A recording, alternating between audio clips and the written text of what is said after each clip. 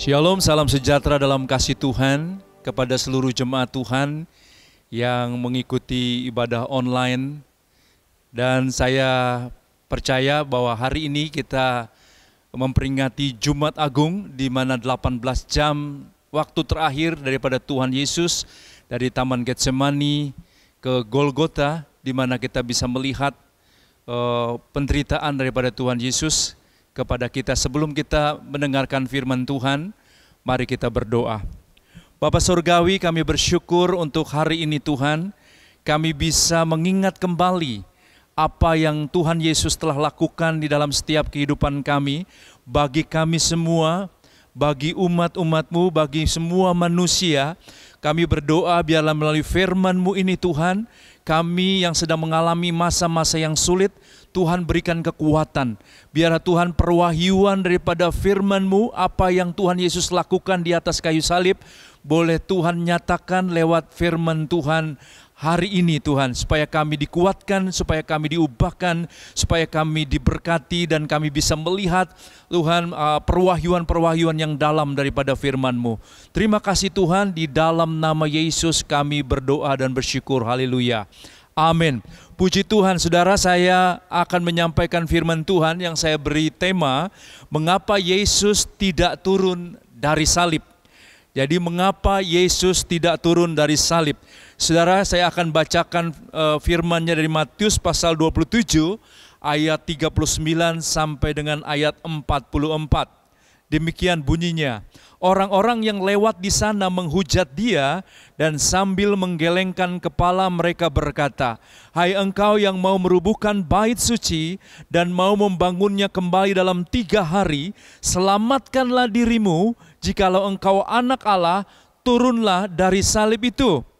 Demikianlah juga imam-imam kepala bersama-sama ahli-ahli Taurat dan tua-tua mengolok-olokkan Dia, dan mereka berkata, "Orang lain Ia selamatkan, tetapi dirinya sendiri tidak dapat Ia selamatkan. Ia Raja Israel, baiklah Ia turun dari salib itu, dan kami akan percaya kepadanya. Ia menaruh harapannya pada Allah, baiklah Allah menyelamatkan dia, jikalau Allah berkenan kepadanya. Karena Ia telah berkata, Aku adalah anak Allah." Bahkan penyamun-penyamun yang disalibkan bersama-sama dengan Dia mencelanya demikian juga. Nah, saudaraku yang dikasihi Tuhan, saya percaya alasan daripada Tuhan Yesus tidak turun dari atas kayu salib, alasannya bukan karena Tuhan Yesus tidak berdaya, saudara. Memang Dia memilih untuk tidak berdaya pada saat itu, tetapi bukanlah alasan untuk Yesus tidak turun karena Dia tidak berdaya. Nah, saudaraku, tidak ada yang dapat menangkap atau membunuh Yesus, saudaraku. Di Taman Getsemani, Injil Yohanes katakan bahwa ketika Yesus mau ditangkap dan ketika Yudas mencium Tuhan Yesus, kemudian mereka bertanya, "Siapakah yang namanya Yesus? Aku ini." Nah, pada saat mau ditangkap, bahkan orang-orang yang menangkapnya itu, saudaraku, bahkan mereka rebah ke tanah. Tidak ada satupun yang bisa menangkap Yesus. Dan juga tidak ada satu orang pun yang bisa membunuh Yesus. Tetapi Yesus, saudaraku, bukannya tidak berdaya. Tetapi saudaraku, Yesus saat itu, saudara, bahkan ketika Petrus, saudaraku, memotong telinga daripada namanya Malkus, saudara, bahkan Yesus katakan, jangan pakai pedang karena orang yang memakai pedang akan mati dengan pedang. Bahkan Dia di saat-saat genting seperti itu, Dia masih melakukan mujizat dengan menyambung telinga daripada Malkus, saudaraku, yang dipotong oleh pedangnya Petrus. Nah, saudaraku, kita lihat Yesus bukan tidak berdaya, Dia Tuhan yang maha kuasa. Sekalipun pada saat itu Dia mengosongkan dirinya, tetapi Dia tidak, saudaraku, tidak turun dari salib bukan karena Dia tidak berdaya. Nah, saudaraku yang dikasihi Tuhan, Dia, kenapa saudaraku? Karena sebab itu adalah satu keputusan dan pilihan Yesus untuk tunduk dan taat pada kehendak Allah Bapa, saudara. Nah, kita akan baca dalam Yohanes 10 ayat 17 sampai dengan 18, mengatakan, Bapa mengasihi aku oleh karena aku memberikan nyawaku untuk menerimanya kembali. Tidak seorang pun mengambilnya daripadaku, melainkan aku memberikannya menurut kehendakku sendiri. Aku berkuasa memberikannya dan berkuasa mengambilnya kembali. Inilah tugas yang kuterima dari Bapa-Ku. Dan dikatakan dalam Filipi 2 ayat 6 dan 7 katakan, yang walaupun dalam rupa Allah tidak menganggap kesetaraannya dengan Allah itu sebagai milik yang harus dipertahankan, melainkan telah mengosongkan dirinya sendiri dan mengambil rupa seorang hamba dan menjadi sama dengan manusia. Nah, saudaraku yang dikasihi Tuhan, bukan karena Yesus tidak berdaya, tetapi itu adalah satu keputusan dan pilihan yang Tuhan Yesus ambil. Dia, saudaraku, tidak dapat dibunuh, tetapi dia menyerahkan nyawanya. Karena saya percaya, saudaraku, untuk dia dapat menyerahkan nyawanya untuk sesuatu yang sulit saja, saudaraku, dia lakukan. Rasul Paulus katakan, dia yang serupa dengan Allah, segambar dengan Allah, dia yang dalam keilahiannya sama dengan Allah, mengosongkan dirinya, saudaraku, dan menjadi sama dengan manusia dan taat sampai mati. Nah, saudaraku, gak gampang. Tuhan yang punya segalanya mengosongkan dirinya menjadi hamba, itu sesuatu yang tidak mudah. Tetapi sesuatu yang sulit saja Tuhan bisa lakukan, dan dia melakukannya, saudaraku. Dia menyerahkan nyawanya, bukan karena dibunuh, tapi dia menyerahkan nyawanya. Di Taman Getsemani dia juga menyerahkan kehendaknya kepada untuk tunduk kepada dan taat kepada kehendak Bapa. Nah, ini sesuatu yang luar biasa yang dahsyat, saudaraku. Nah, saudaraku, Yesus itu pribadi yang sangat bisa menguasai dirinya sendiri, saudara. Baik waktu saat dipuja-puji, saudaraku, di dalam Minggu Palma, saudara, Yesus dielu-elukan, dikatakan hosana bagi anak Daud. Dan mereka semuanya menebarkan, saudaraku, menebarkan baju-baju mereka, kemudian mengambil daun pohon palem, saudaraku, kemudian mereka menyambut Yesus, memuji Yesus. Ketika dipuji, Yesus tidak sombong, tidak bangga, tetapi ketika juga, saudaraku, saat Yesus ditolak di hadapan Pilatus, dikatakan, bagaimana dengan Yesus dari Nazaret ini, yang tidak didapati kesalahan apapun, apa yang perlu dilakukan kepadanya? Dan saudaraku, karena hasutan dari tua-tua kepala dan kemudian ahli-ahli Taurat, pemimpin Yahudi, dan mengatakan, saudaraku, orang yang tadinya memuji-muja Yesus, bisa satu saat itu, saudaraku, juga mengatakan, salibkan dia, salibkan dia. Ketika dia dipuji, dia bisa menguasai diri. Ketika dia ditolak, dia juga bisa menguasai dirinya. Saudaraku, saya nggak tahu saat ini apa yang sedang terjadi dalam hidup kita. Mungkin saat ini kita sedang dipuja-puji, saudara. Lihat dan belajar daripada teladan Yesus yang bisa menguasai dirinya, karakter Yesus. Kita bisa belajar iman dan karakter daripada teladan daripada Tuhan Yesus ketika dipuji dan juga ketika ditolak. Dan kita melihat sesuatu yang luar biasa. Di dalam hidup ini pasti ada saat-saat di mana kita bisa dipuji orang dan kita tidak bangga, kemudian melambung ke langit dan kemudian kita sombong. Tetapi ketika kita ditolak pun kita tidak kecewa, kita pahit dan kemudian kita akhirnya, saudaraku, meninggalkan Tuhan. Nah, saudaraku yang dikasihi Tuhan, saya percaya Yesus tidak turun di atas dari kayu salib bukan karena dia tidak berdaya. Karena itu adalah satu keputusan untuk dia pilih untuk tidak berdaya dan untuk tunduk dan taat kepada kehendak Allah. Nah, saudaraku yang dikasihi Tuhan, saya mendengar khotbah, saudaraku, mungkin kurang lebih 30 tahun yang lalu. Waktu saat saya ada di Jepang. Dan hamba Tuhan yang saya kagumi ini menyampaikan satu khotbah yang saya masih ingat dengan jelas. Dan bukan hanya saya ingat, itu saya hidupi dalam kehidupan saya.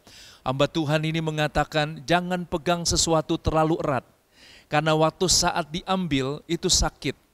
Nah saudaraku, saya belajar di dalam hidup ini, di dalam pelayanan, saya nggak memegang sesuatu terlalu erat.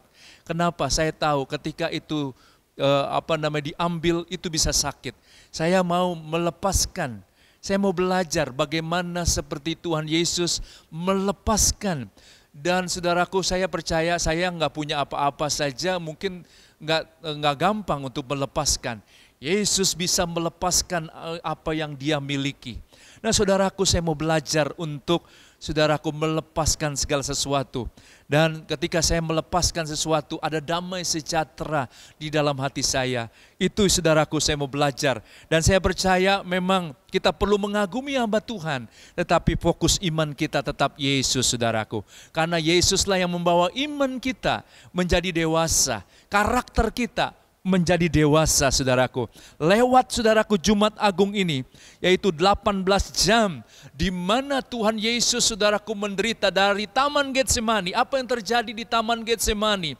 Saudaraku, banyak mungkin orang tidak tahu, di Taman Getsemani adalah penderitaan Yesus yang terberat, saudara, bukan di atas kayu salib. Kenapa, saudaraku? Di Taman Getsemani ini, saudaraku, Yesus ditemukan 3 kali berdoa hal yang sama, dan itu tidak pernah dia lakukan, saudara. Dia lakukan 3 kali berdoa hal yang sama, yaitu saudaraku, kalau boleh cawan ini berlalu daripadaku, yaitu cawan penderitaan. Tapi bukan kehendakku dikatakan, tetapi kehendakmu yang terjadi. Saudaraku, itu nggak mudah. Saya percaya ini saudaraku, untuk menyerahkan kehendak kita itu tidak mudah. Apalagi saudara kalau kita kehendaknya untuk pilihan-pilihan yang biasa saja. Tetapi saudaraku, Yesus ini saudaraku untuk pilihan-pilihan untuk saudaraku sesuatu yang sangat prinsip, sesuatu yang sangat menentukan hidup dan mati, bukan hanya dirinya saudaraku, tetapi seluruh isi dunia ini, untuk keselamatan seluruh isi dunia ini terjadi ada di Taman Getsemani, saudaraku. Jadi Tuhan Yesus tidak takut mati. Ini saudaraku, 18 jam waktu-waktu terakhir Yesus, dan ada 7 pencurahan darah Yesus yang tertumpah ke bumi, saudaraku, yang tercurah ke bumi. Salah satu yang pertamanya adalah saudaraku di dalam Taman Getsemani. Dikatakan Yesus keringatnya seperti darah, saudaraku. Ada pembuluh darahnya yang pecah. Saudaraku, ini yang pertama kali pencurahan darahnya 7 kali. Angka 7 adalah satu angka kepenuhan.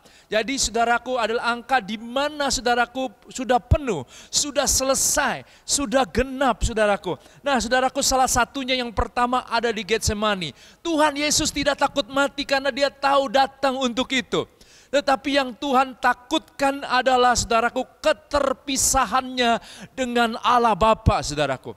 Karena dosa yang akan ditanggungnya di atas kayu salib membuat saudaraku dia terpisah dengan Bapanya.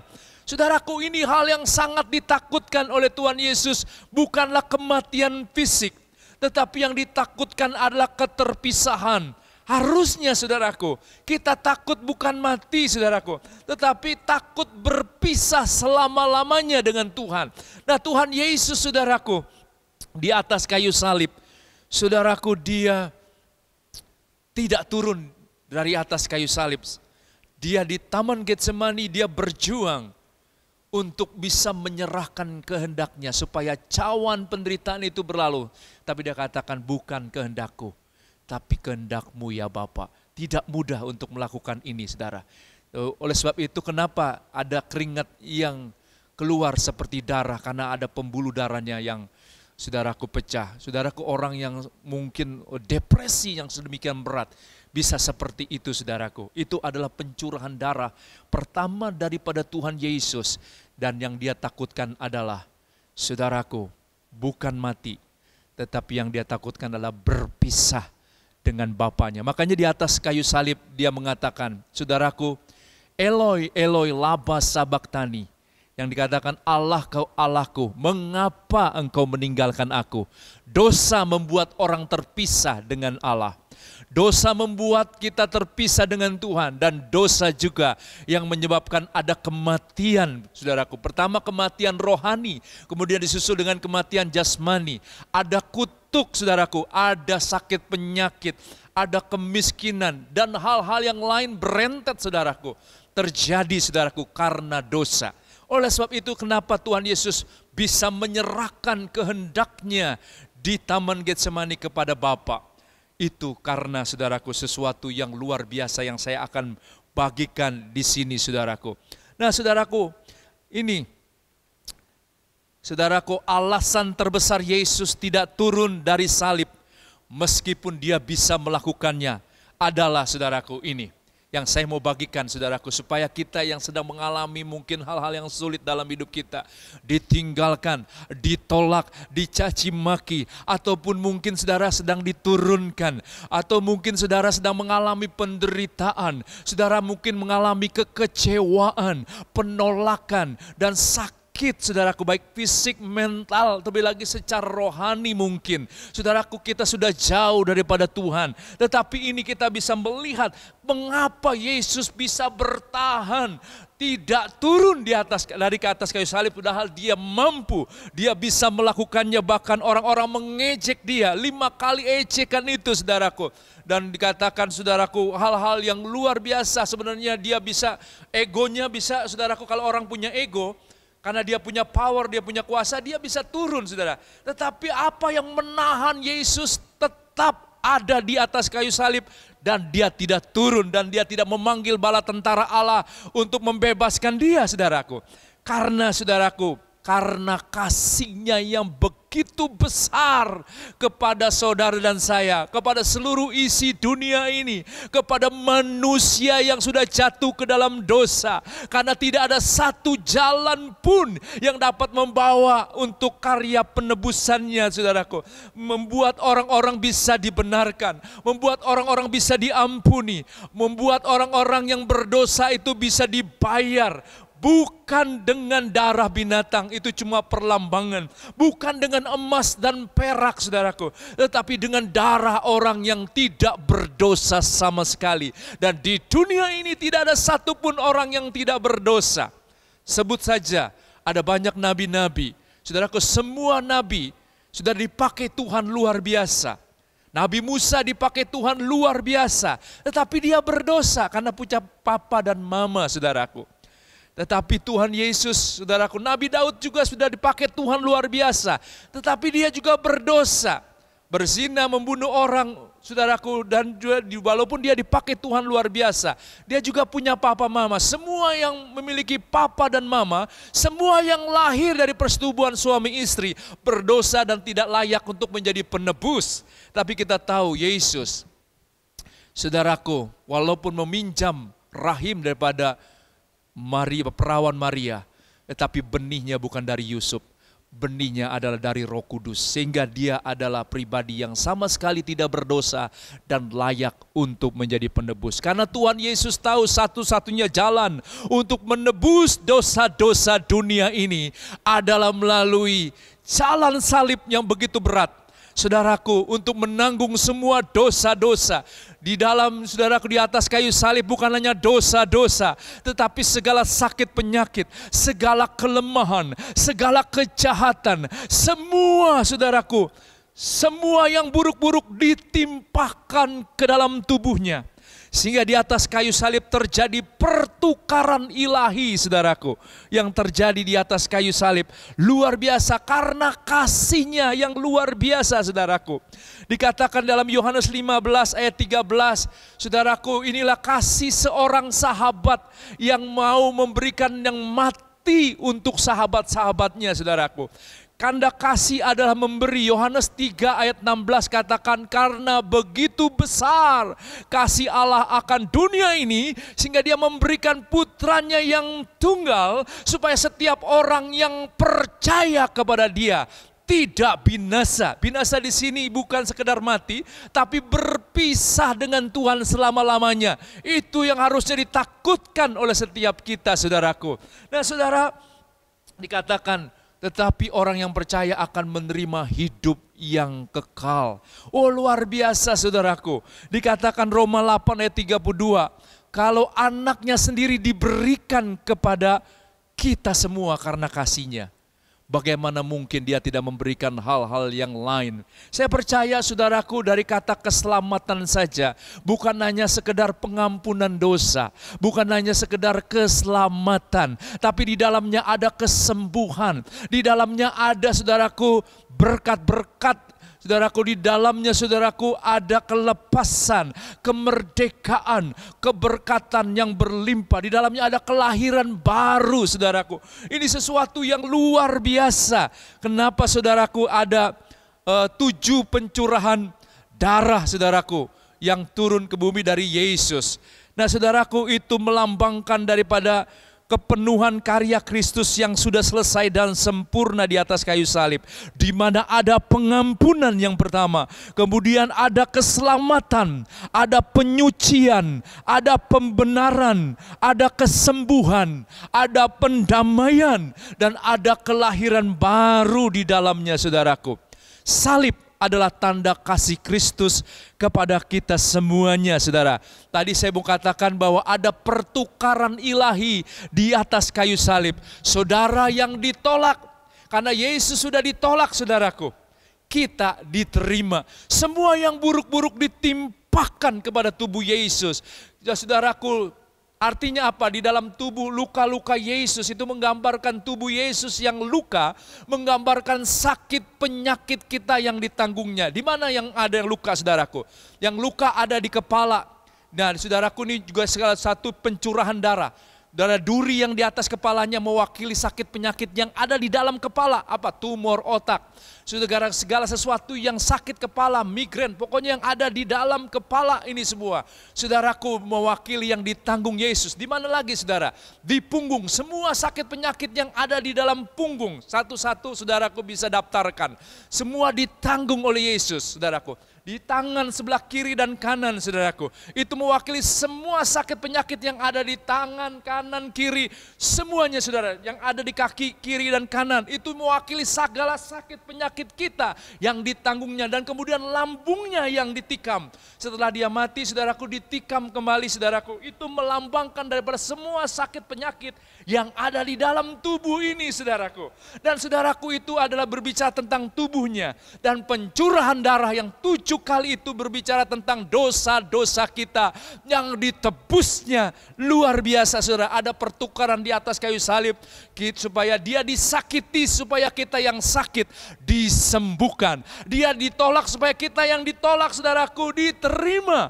Saudaraku, dia dikutuki, mati di atas kayu salib. Galatia 3 ayat 13, 14 dikatakan orang yang mati di atas kayu salib itu orang yang terkutuk. Dia menanggung kutuk hukum Taurat supaya kita menerima berkat-berkat daripada Abraham. Oh, ini sesuatu yang luar biasa, ditimpakan sesuatu yang buruk supaya kita menerima sesuatu yang baik. Dia menjadi miskin supaya kita yang miskin menjadi kaya. Ada pertukaran di atas kayu salib, sehingga dari atas kayu salib mengalir keselamatan, mengalir kesembuhan, mengalir pemulihan, mengalir saudaraku kekuatan yang baru, mengalir visi yang baru saudaraku, mengalir berkat-berkat Tuhan yang berlimpah dan yang terbaik. Saudaraku, itu yang pertama. Salib adalah tanda kasih Kristus kepada kita semua.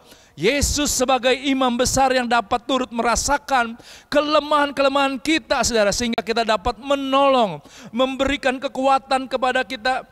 Karena dia sendiri saudaraku sudah melewati segala sesuatu yang berat dan dia menang. Saudaraku tahu apa yang kita sedang alami saat ini. Di atas kayu salib itu tanda kasih. Saudaraku, Yesus adalah imam besar yang bukan sekedar dia berdiri antara umat dan Allah, tapi juga turut merasakan sampai sekarang Yesus di sebelah kanan Allah Bapa. Dia bersyafaat bagi kita yang sedang mengalami kesulitan, kesedihan, ditinggalkan orang-orang yang dikasihi.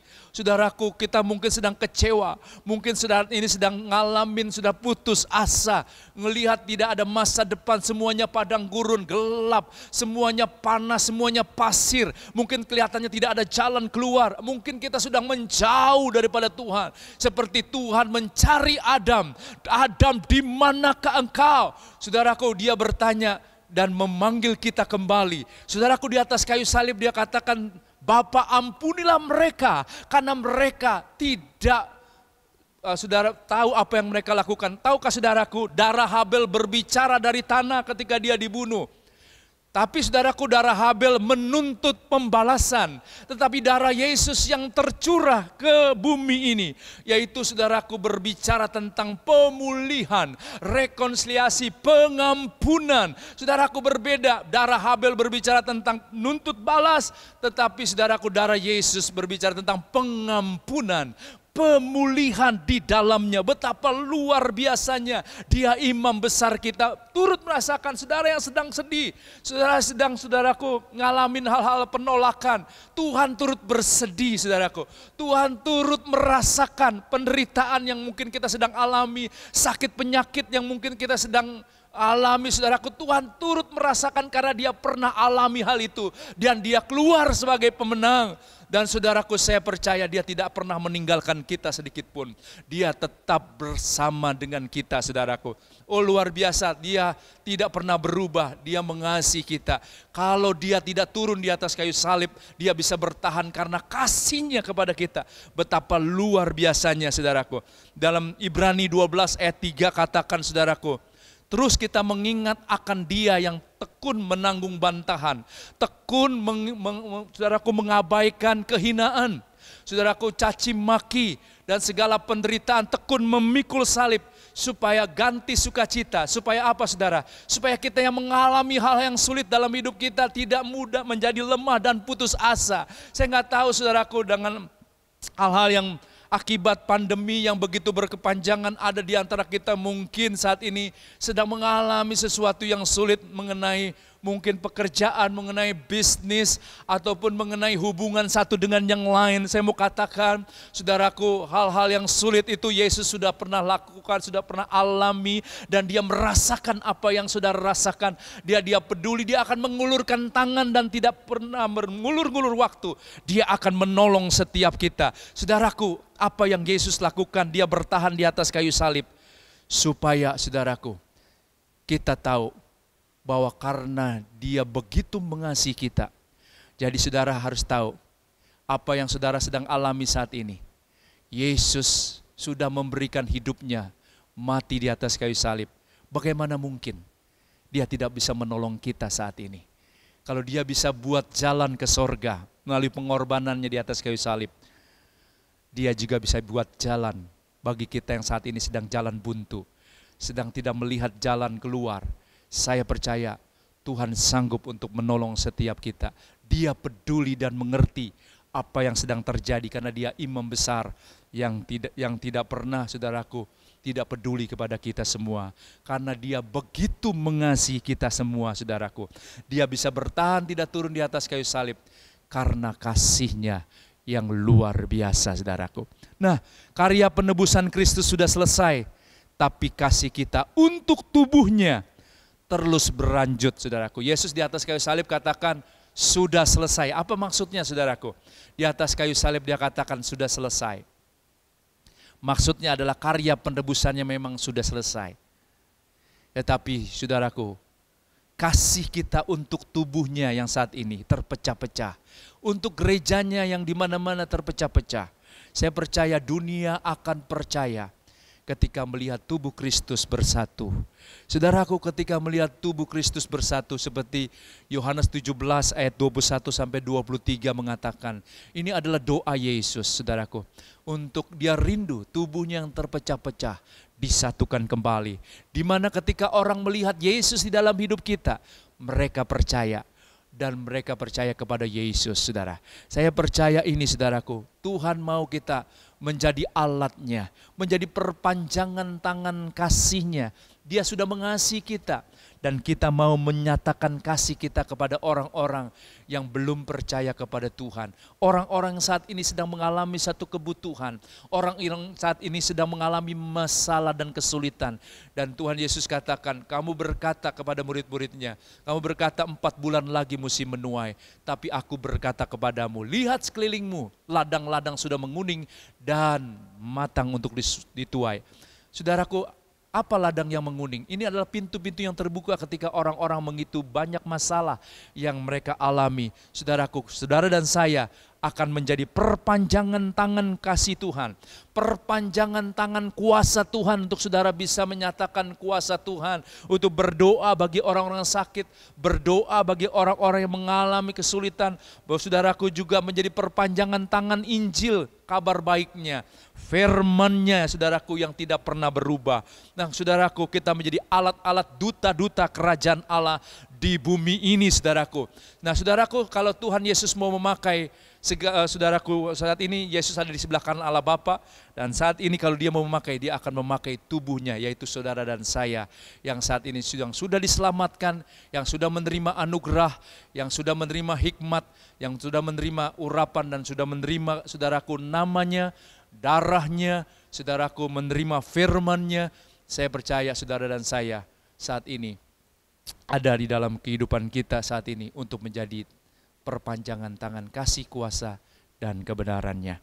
Kita tundukkan kepala kita, kita berdoa. Saudara, terima kasih Tuhan, kami bersyukur karena Tuhan firman-Mu telah hamba-Mu sampaikan, firman-Mu terbatas. Dalam menyampaikannya hamba-Mu terbatas, tetapi Tuhan terus hidupkan firman-Mu. Mungkin ada di antara kami yang sedang mengalami kesulitan, tantangan, masalah, ataupun situasi dan kondisi yang sulit. Kami ditinggalkan, kami ditolak, kami mengalami hal-hal yang membuat kami kecewa, kami disakiti. Tapi kami percaya Tuhan, Engkau sudah mengalami hal itu. Dan Tuhan, semua yang buruk-buruk Engkau sudah alami supaya kami menerima yang baik-baik daripada karya penebusan-Mu di atas kayu salib. Bukan sekedar keselamatan, tetapi paket daripada keselamatan itu kami terima Tuhan. Biarlah firman-Mu hidup di dalam kami, di dalam nama Yesus, sehingga kami tahu Tuhan, Engkau tidak turun dari atas kayu salib. Engkau bertahan Tuhan, menanggung segala penderitaan itu, karena Engkau begitu mengasihi kami semua manusia yang berdosa di bumi ini Tuhan. Kami bersyukur kami ada sebagai yang kami ada sekarang karena Engkau. Terima kasih Tuhan untuk firman-Mu. Dalam nama Yesus kami berdoa. Saudaraku, kita akan seperjamuan dengan Tuhan saat ini. Kita sudah akan memperingati apa yang Yesus lakukan di atas kayu salib. Saudara, akui tubuh dan darahnya yang menyatu dengan kita. Kita ada di dalam Kristus dan Kristus ada di dalam kita. Sehingga setiap kita yang saat ini mungkin sedang sakit, saudaraku, terima apa yang Yesus lakukan, karena dari atas kayu salib akan mengalir kesembuhan kepada saudara dengan iman. Saudaraku, apapun yang sedang saudara alami, mungkin penolakan atau apapun di atas kayu salib, Yesus ditolak supaya kita diterima oleh Dia. Mari saudaraku, siapkan roti di tangan kita. Ini roti biasa, tetapi ketika kita mempercayainya, ini adalah tubuh Kristus yang dipecah-pecahkan bagi saudara dan saya. Semua luka di dalam tubuh Yesus mewakili segala sakit penyakit kita yang ditanggungnya. Apapun sakit penyakit kita, Yesus sudah mati di atas kayu salib untuk menanggung semua sakit penyakit. Terima, percaya dengan iman, bilur-bilurmu, ya Tuhan Yesus telah menyembuhkan setiap kita. Mari saudara, sebelum kita makan, saudara akui tubuh Kristus dan saudara terima dengan iman kesembuhan daripada Tuhan, kesatuan dengan Kristus. Tuhan Yesus, terima kasih untuk tubuh-Mu yang dipecah-pecahkan.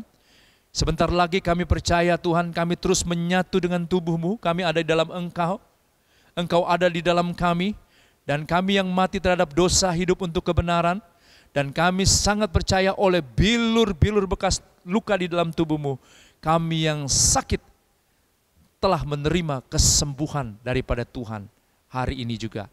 Dalam nama Yesus, mari kita makan saudara.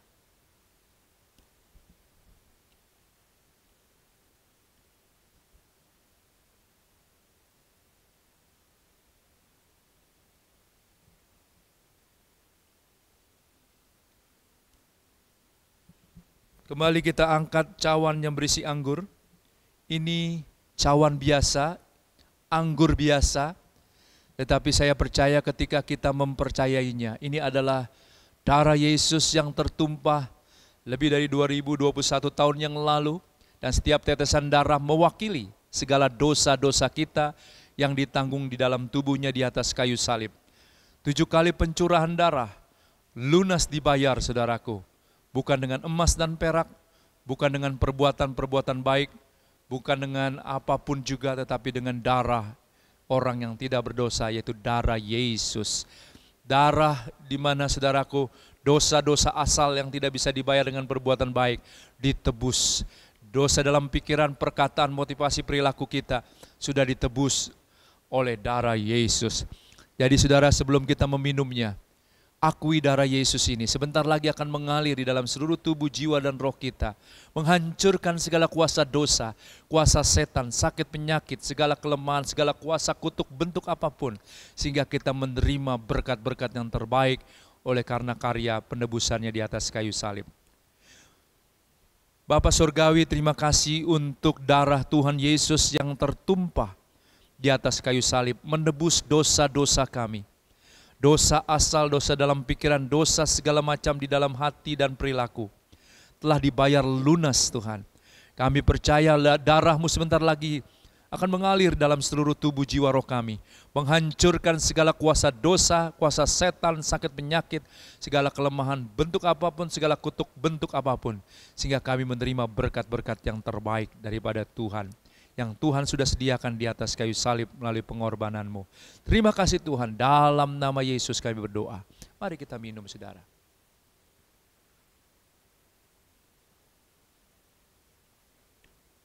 Saudara, kita bersyukur untuk tubuh dan darahnya sebelum kita menerima berkat-berkat daripada Tuhan. Bapa Surgawi, kami bersyukur untuk tubuh-Mu dan darah-Mu yang sudah menyatu dengan kami Tuhan. Kami percaya Tuhan, setiap kami yang mungkin sakit saat ini juga dimanapun tempat kami berada, menonton video online ini, mendengar video online ini, di dalam nama Tuhan Yesus, kehadiran Tuhan ada di tengah-tengah kami. Engkau Allah yang bukan hanya juru selamat, tapi juga Allah Jehovah Rafa, Allah yang menyembuhkan, Allah Jehovah Jireh, Allah yang mencukupi, Allah Jehovah Nisi, Allah Jehovah Shalom yang memberikan damai sejahtera. Tuhan jamah setiap tubuh-tubuh yang sakit dimanapun mereka berada, umat-umat-Mu berada. Lepaskan firman-Mu ya Tuhan, dan mereka semua disembuhkan oleh bilur-bilur-Mu, oleh pekerjaan Roh Kudus. Mujizat-mujizat kreatif terjadi, penciptaan organ-organ tubuh yang rusak menjadi baru kembali, karena Tuhan melepaskan firman dan kuasa Roh Kudus bekerja di dalam setiap tubuh-tubuh yang sakit. Terima kasih Tuhan, kami bersyukur ada pemulihan di dalam hubungan satu dengan yang lain. Dan kami percaya pemulihan hubungan dengan Tuhan terjadi, keselamatan terjadi, pemulihan terjadi. Dan kami percaya Tuhan, berkat-berkat Tuhan berlimpah dalam setiap kehidupan kami. Jalan keluar, hikmat Tuhan, kasih anugerah Tuhan yang berlimpah-limpah turun atas setiap kehidupan kami. Terima kasih Tuhan. Kami bersyukur dalam nama Yesus. Mari saudaraku, di penghujung daripada ibadah Jumat Agung ini, saya mau mengatakan sesuatu saudara. Saya percaya masalah-masalah kita itu sementara, tapi kasih setia Tuhan tetap untuk selama-lamanya bagi kita semuanya. Mari kita angkat kedua tangan kita untuk menerima berkat daripada Tuhan. Bapa Surgawi, di penghujung ibadah bersama dalam online ini Tuhan, kami percaya Engkau melihat tangan-tangan yang terangkat. Tumpangkan tangan-Mu Tuhan. Biarlah Tuhan melepaskan berkat-berkat-Mu yang terbaik ya Bapa. Berkat-berkat yang terbaik daripada Allah Bapa, dan kemudian kasih karunia dan kebenaran daripada Tuhan Yesus Kristus turun atas setiap umat-umat Tuhan yang mengangkat tangannya. Dan juga persekutuan pribadi dengan Roh Kudus dalam kehausan dan kelaparan akan Tuhan. Dan Tuhan, kami percaya yang terus kami bangun mulai hari ini sampai Maranatha, di mana Tuhan Yesus berjanji akan menjemput setiap kami yang tetap setia mengasihi Tuhan dan tetap percaya kepada Tuhan. Hamba-Mu berdoa Tuhan, supaya apa yang setiap umat-Mu kerjakan Tuhan buat berhasil. Bukakan pintu-pintu Tuhan yang tertutup, konekkan dengan sumber-sumber yang dibutuhkan. Dan kami percaya Tuhan, dimanapun mereka berada, kemurahan kebaikan Tuhan selalu mengikuti mereka. Dan kami percaya berkat-berkat Tuhan, perlindungan, pemeliharaan Tuhan senantiasa nyata dalam setiap kehidupan umat-Mu.